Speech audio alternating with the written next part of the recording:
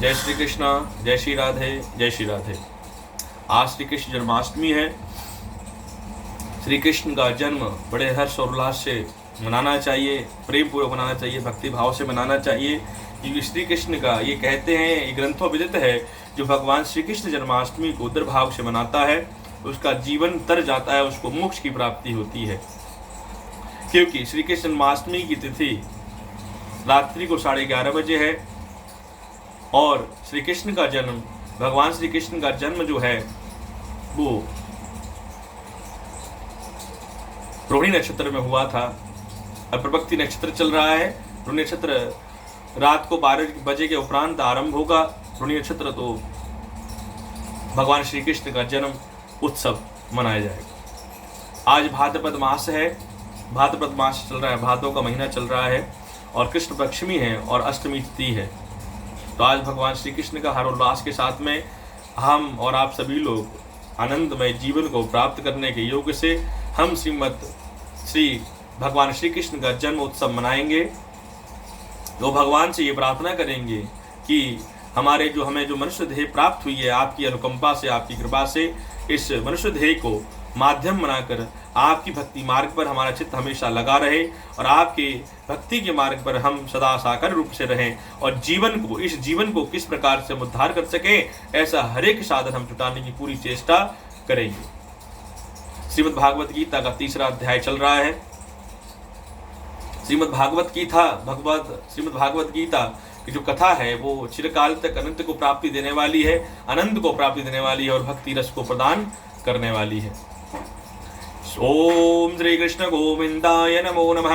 ओम श्रीमद्भागवत गीताय 3य अध्याय मध्यांतर आरंभयो करोति वः। यदं चाहं च वावर्तये जातु कर्माणि तन्द्रतः मम वर्तान वर्तन्ते मनुष्य पार्थं त सर्वशः।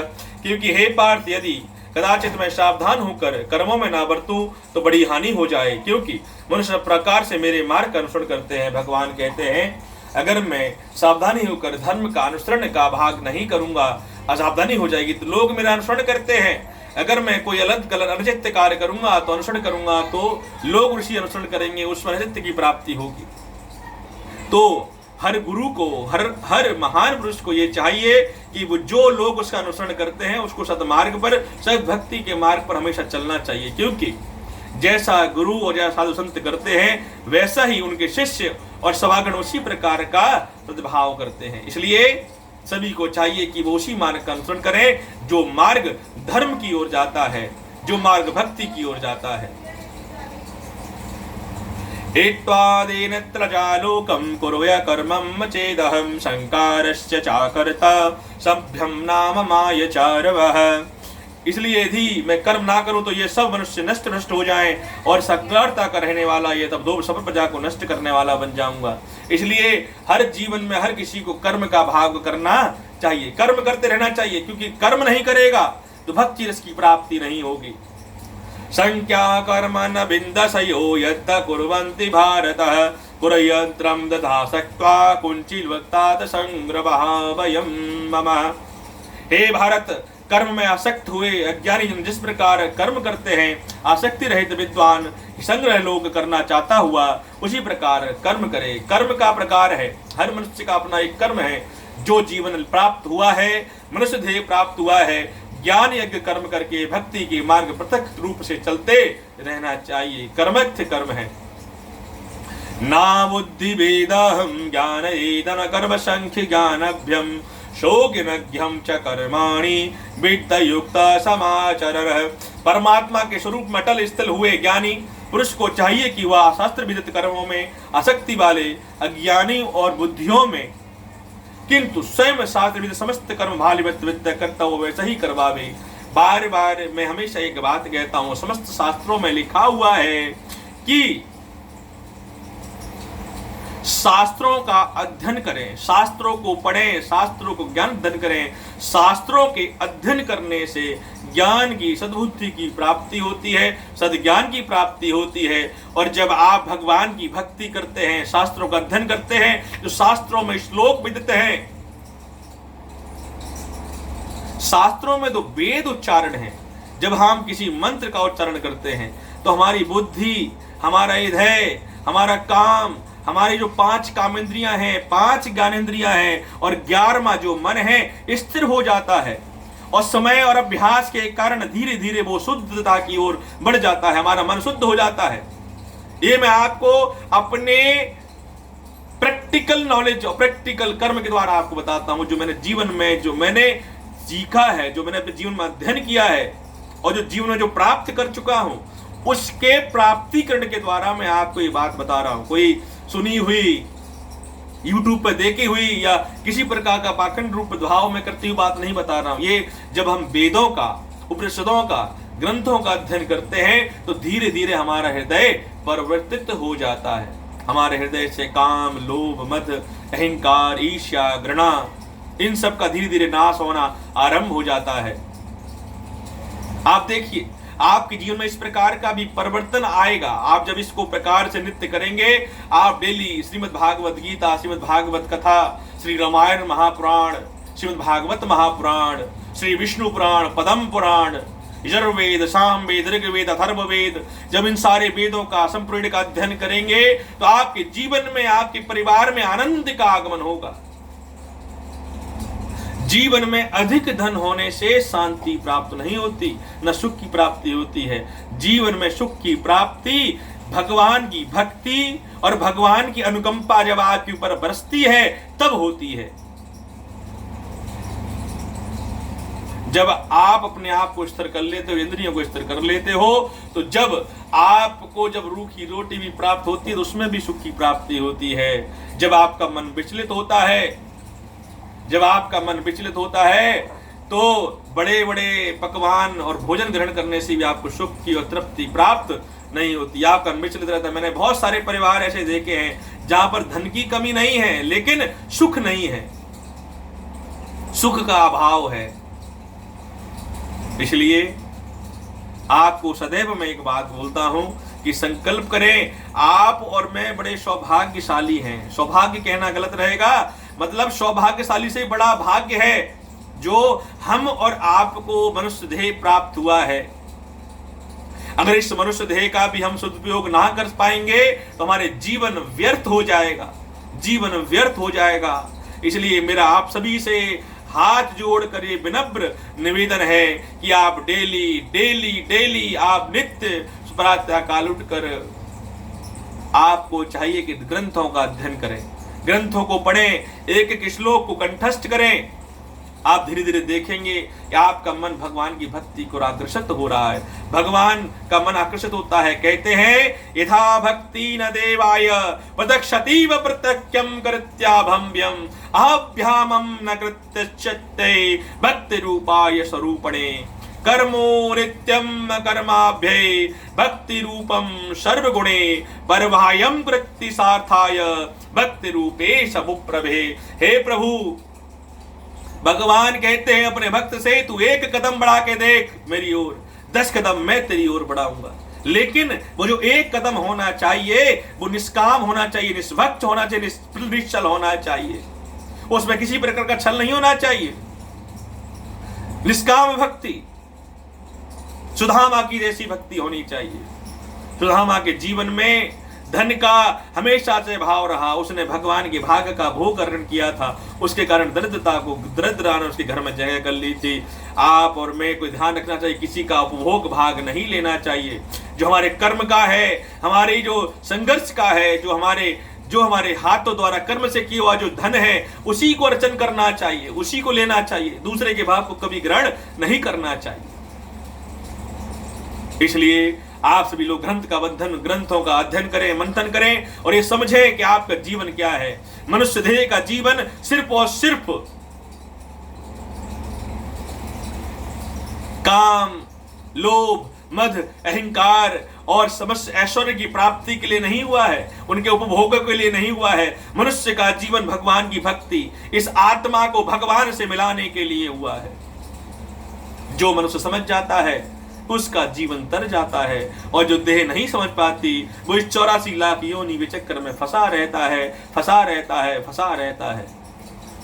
तो ये आपको निर्धारित करना पड़ेगा, आपको निश्चय करना पड़ेगा कि आपको मनुष्य देह प्राप्त करने के बाद अपने जीवन का उद्धार करना है या अपने जीवन को माया रूपी गड्ढे में डाल देना है। यह आपको निर्धारित करना है। कोई भी गुरु, कोई भी साधु, कोई भी सद्भाव जो होता है वो आपका मार्गदर्शन करना होता है। चलना उस मार्ग पर आप ही को पड़ता है। तो निर्धारित आपको करना पड़ेगा कि आपको जीवन में क्या करना है और क्या नहीं करना है। ना बुद्धि भेदम जनादर्शन कर्म संज्ञान संज्ञाभ्यम जोषद्रप्त कर्माणि विद्ध युक्तम समाचरण। परमात्मा के स्वरूप में अटल स्थित हुए ज्ञानी पुरुष को चाहिए कि वह शास्त्र विहित कर्मों में आसक्ति वाले अज्ञान से बुद्धि भ्रमित अर्थात कर्मों में श्रद्धा उत्पन्न ना करे, किंतु स्वयं शास्त्र विहित समस्त धर्म भली भांति करता हुआ वैसे ही करवावे। भगवान कहते हैं कि मनुष्य को, ज्ञानी को यह चाहिए कि जैसा वो कर्म करता है, जो स्वयं करता है वही सामने वाले को करवावे धर्म का। आजकल क्या है, समाज में पाखंड है, कर्ता। आजकल बड़े बड़े कथावाचक, बड़े बड़े साधु पहले रूप हैं, वो सिर्फ क्या कहते हैं, बताते हैं कि ये करो। कुछ लोग तो सुनी बातें बोलते हैं, ग्रंथ विदित बातें नहीं बोलते। मैं देखता हूं मंदिर में किसी प्रकार के भाव को। इसलिए सिर्फ और सिर्फ एक सार है जीवन का, ग्रंथों का अध्ययन करें। और हरेक सनातनी को चाहिए कि वो सनातनी के साथ में सनातन धर्म की स्थापना करके आगे बढ़ाए, सनातन धर्म को आगे प्रखंड करे, अपने धर्म की रक्षा के लिए आगे बढ़े। प्रकृति क्रियमाणं गुणे कर्माणि च सर्वशः अंख्यानत्र भूवात्मा कर्ता विवत्य मान्यते।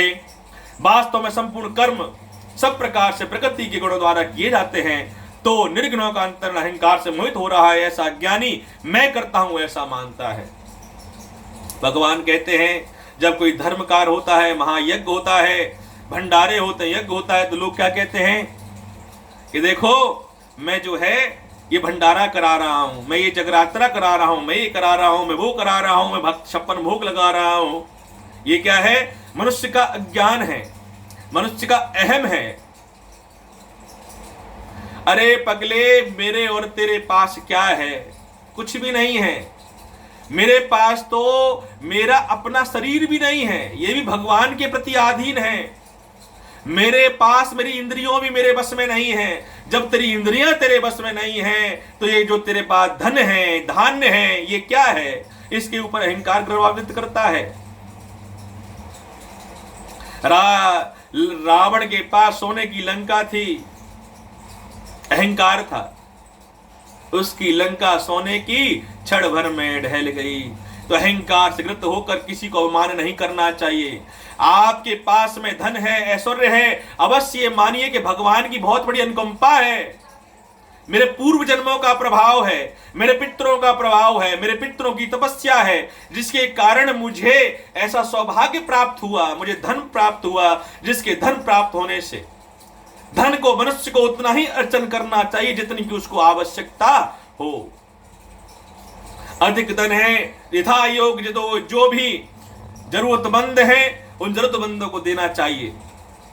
अगर आप 10 रुपए कमाते हो तो 1 रुपया 2 रुपया गरीब बंद जरूरतमंदों को दान अवश्य करना चाहिए, भूख को भोजन खिलाना चाहिए।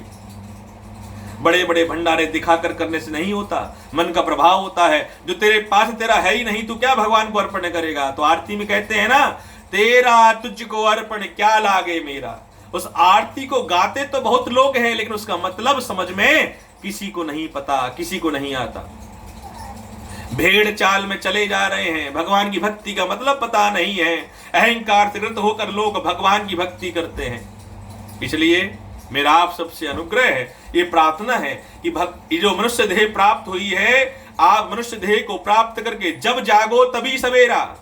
इसलिए जब जागो तभी सवेरा। मनुष्य देह को प्राप्त होकर अगर आप सद्मार्ग, सद्भक्ति के मार्ग पर नहीं चल सकते, तो आपका ये जीवन व्यर्थ है, आपका जीवन विफल है। और फिर इसके बाद में फिर कीड़े मकोड़े बन जाओगे। क्या करोगे? खाना, सोना और क्या करना भाव करोगे। इसलिए इस मनुष्य देह का आनंद प्राप्ति करो। सत्पत्ति महाभावो गुणानत्त कर्माय भावयो गुणा गुणेषु वर्तन्ते इति मा त्वामसज्जते। परंतु हे महाभागो, महागुणा व कर्म भाग के तत्वों को जानने वाला जान योगी संपूर्ण गुण और गुणों की व्रत रहे हैं, ऐसा समझकर उनमें आसक्त नहीं होता। जो ज्ञानी पुरुष होता है और जो भगवान का भक्त होता है, उसको कभी अहंकार ग्रसित नहीं करता, उसको कभी अहंकार मोहित नहीं करता, माया उसको कभी मोहित नहीं कर सकती। माया किसको मोहित करती है? माया हम सभी को मोहित करती है, लेकिन जो भगवान की भक्ति निश्चल, निष्काम, निस्वार्थ और निष्प्रभात से करता है, उसको माया छल से भी मोहित नहीं करती। इसलिए आज श्री कृष्ण जन्माष्टमी है। आज सभी लोग हर्ष और उल्लास से श्री कृष्ण जन्माष्टमी का हर्षोल्लास के साथ, आनंद के साथ मनाएं और ये भगवान से प्रार्थना करें। धन धान तो आपके कर्मों से आपको मिल जाएगा, लेकिन भगवान की भक्ति आपके मन चिंतन, कर्म चिंतन और आत्म मंथन से ही प्राप्त हो सकती है। इसलिए आज श्री कृष्ण जन्माष्टमी के पर्व पर आज आप सभी लोग ये संकल्प करो कि जो मनुष्य देह हमें भगवान श्री कृष्ण अर्थात ईश्वर की अनुकंपा से जो प्राप्त हुआ है, मनुष्य देह, भगवान से हमारी प्रार्थना कि मनुष्य देह को हमेशा निगग्र रखे और प्रधाग्र रखे और हमारे मन से काम, लोभ, मद, अहंकार सदा वास रहे, और जो भगवान का है वो जो आपने मुझे दिया है वही मैं आपको अर्पण करता हूं। हे प्रभु, वही मैं आपको अर्पण करता हूं, और मेरे मन में कभी किसी के प्रति दूसरे काम भाव का आगमन ना हो, कभी निष्ठा ना हो, मैं दूसरे की सहायता सदा निमित्त करता रहूं, ऐसा मुझे आशीर्वाद सन्मिक्त प्रदान करते रहें। श्री कृष्ण गोविंद हरे मुरारी, हे नाथ नारायण वासुदेवा। श्री कृष्ण गोविंद हरे मुरारी, हे नाथ नारायण वासुदेवा। एकमात्र स्वामी सखा हमारे, एकमात्र स्वामी पिता हमारे, नाथ नारायण वासुदेवा। श्री कृष्ण गोविंद हरे मुरारी, हे नाथ नारायण वासुदेवा। राधे कृष्णा राधे कृष्णा, राधे राधे राधे कृष्णा। बोलो कृष्ण कन्हैया लाल की जय। ये मेरी छोटी पुत्री है, इसका नाम कुहू है, और आज आपको ये बहुत सुंदर भजन सुनाएगी, है ना? सुंदर भजन 2 लाइन आपको गा के अभी ये सुनाएगी। सुनाओ बेटा भजन जो याद किया श्री कृष्ण के लिए।